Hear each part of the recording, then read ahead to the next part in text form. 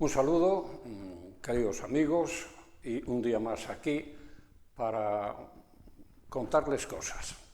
Y creo que es oportuno hoy dedicar un poco del espacio, todo el espacio, a hablar de la radio, porque precisamente estos días se cumplen 100 años de la llegada de la radio a España y un poquito más del invento de la radio, que se presentó en sociedad, por decirlo de alguna manera, por vez primera en Estados Unidos, en una localidad del estado de Massachusetts.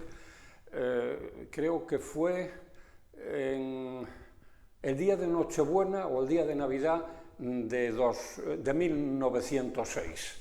Precisamente, por cierto, de una manera muy humilde y muy tímida y si me apuran, muy poco espectacular, porque se limitó a ofrecer un pequeñito concierto de violín.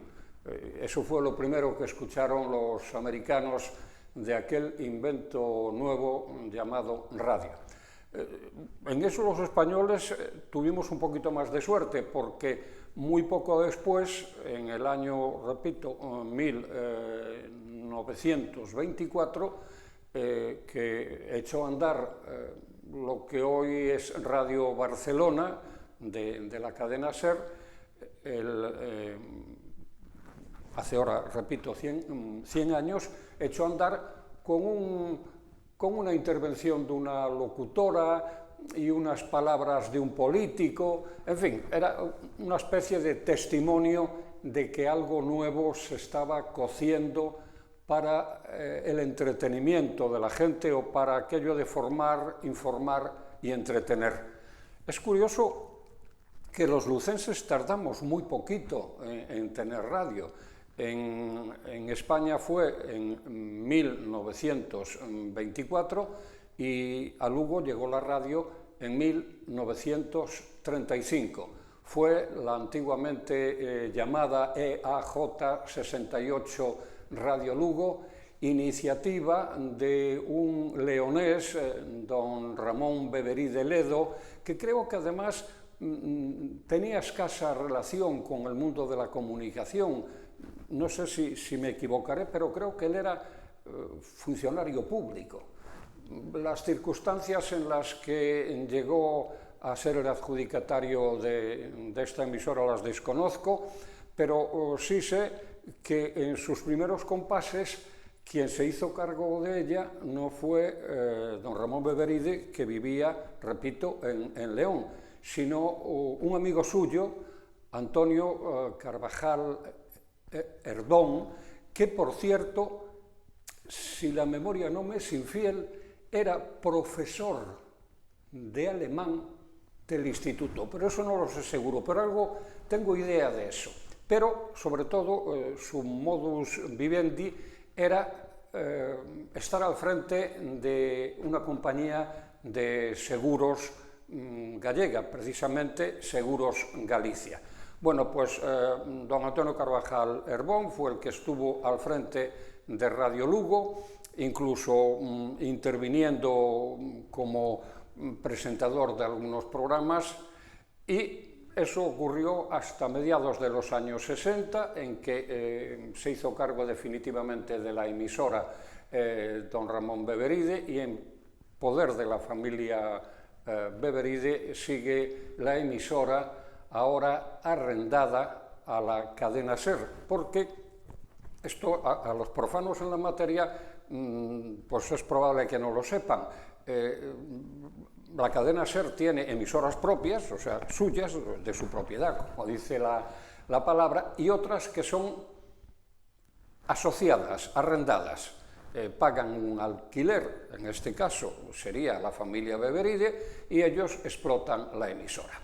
Contado esto, que es, digamos, así muy abuela pluma, muy rápidamente, una pequeña historia de los inicios de la radio en Lugo, quiero señalar que el espaldarazo definitivo lo recibió la gente de Lugo como oidores, escuchas de la radio, con la puesta en marcha en noviembre de 1967 de Radio Popular de Lugo. Fue, creo, en periodo de pruebas, tal mes como hoy, de 1967, y su, digamos, entrada oficial en servicio el 1 de diciembre de ese mismo año.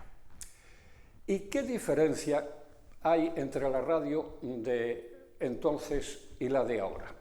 Pues miren, paradójicamente, habiendo progresado muchísimo los medios, la tecnología, digamos, todo lo que es la parte del informador o del locutor o del reportero en adelante, o sea, para allá, ha mejorado muchísimo.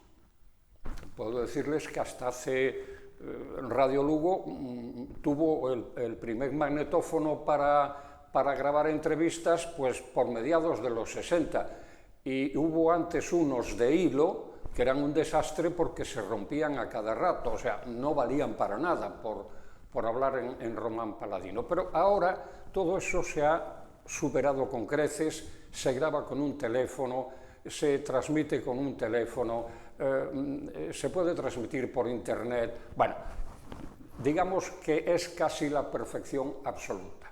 Pero, curiosamente, si en ese aspecto técnico las cosas han mejorado de forma ilimitada, sin embargo, desde el punto de vista del oyente local, las cosas han empeorado muchísimo.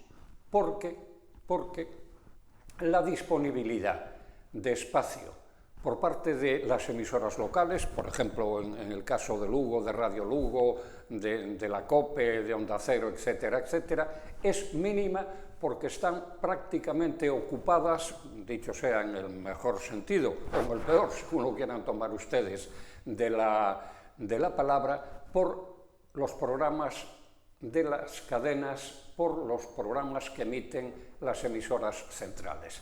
De tal manera que, por ejemplo, a finales de los años 60, Radio Popular tenía prácticamente a su disposición las 24 horas del día, y en esas 24 horas se podían transmitir partidos de fútbol, podían hacer programas nocturnos, se podían hacer concursos, se podía hacer todo lo que se quisiese.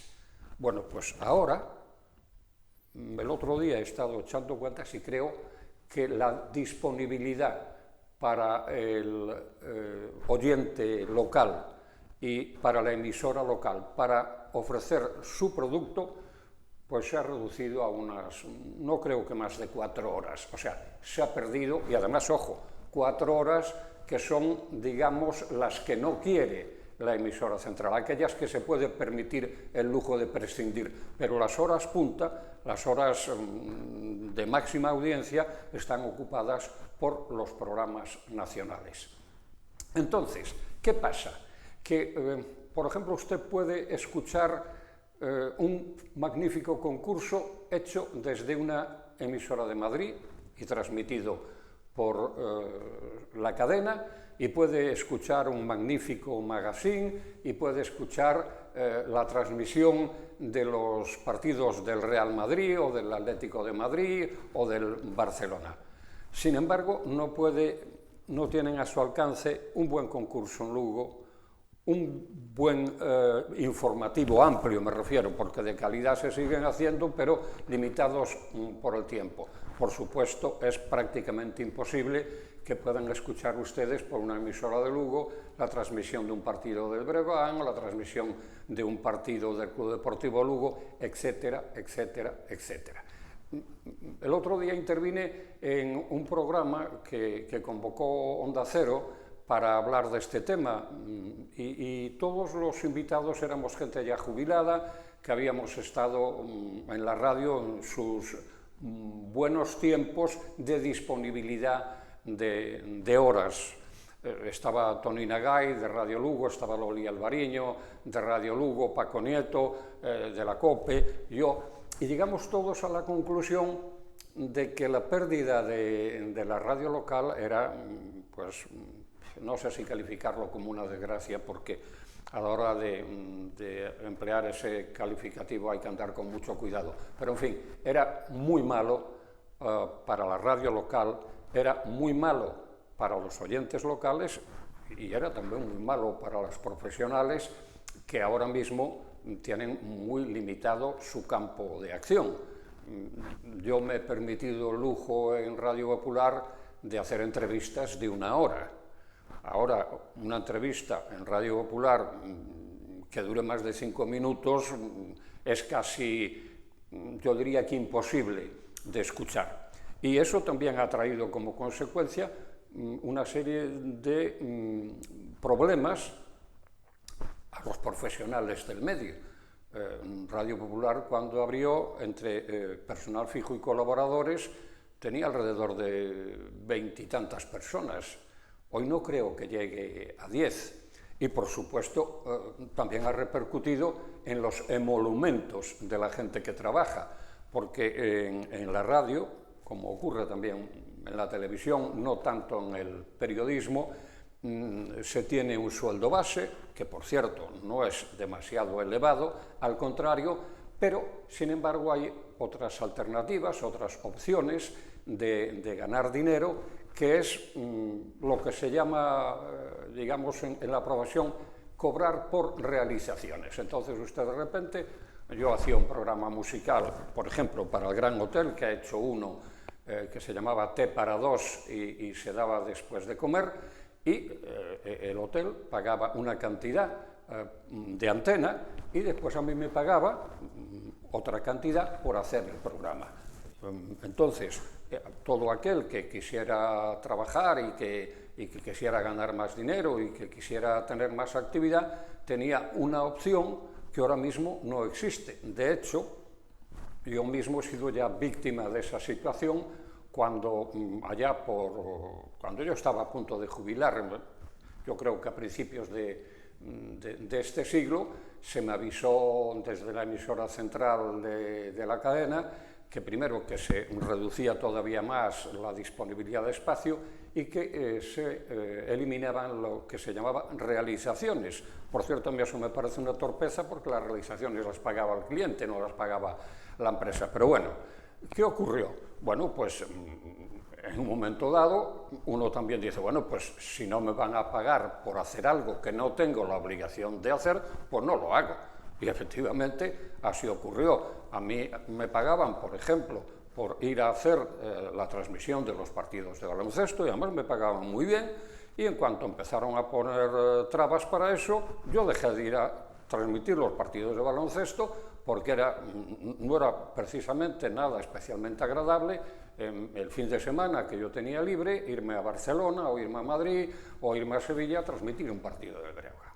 De todas maneras, ¿cuál es el problema de la radio? Vamos a ver, yo creo que es la radio en sí un medio eterno, porque se hace con muy poco dinero. Hoy, tal y como están los medios técnicos, se puede funcionar una emisora con solo un trabajador. Incluso, si me apuran un poco, podría funcionar sin ninguno.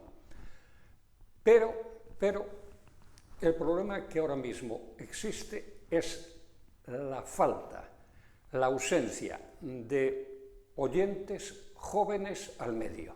O sea, yo tengo 2 nietos mayores y jamás les he visto escuchar la radio, jamás les he oído comentar nada de radio y jamás les he visto ningún tipo de interés por la radio. Claro, si a los 20 años o 18, como tienen mis nietos, no les interesa, va a ser muy difícil engancharlos en el futuro.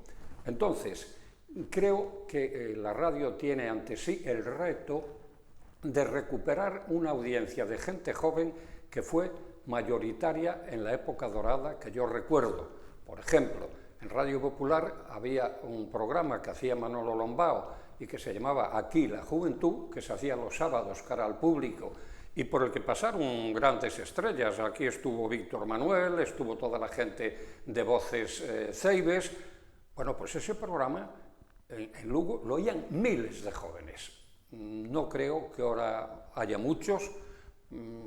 Algunos seguidores de la radio Fórmula, eso tipo 40 principales o la cadena 100, algo sí, pero de ninguna manera tanto como ocurría antes. O sea, que ahora mismo el gran reto de la radio que acaba de cumplir 100 años en España y que el próximo año cumplirá 90 años en Lugo. El gran reto es incorporar a la gente joven a un medio que fue apasionante y que ahora atraviesa una situación no de inestabilidad, pero sí de refundación.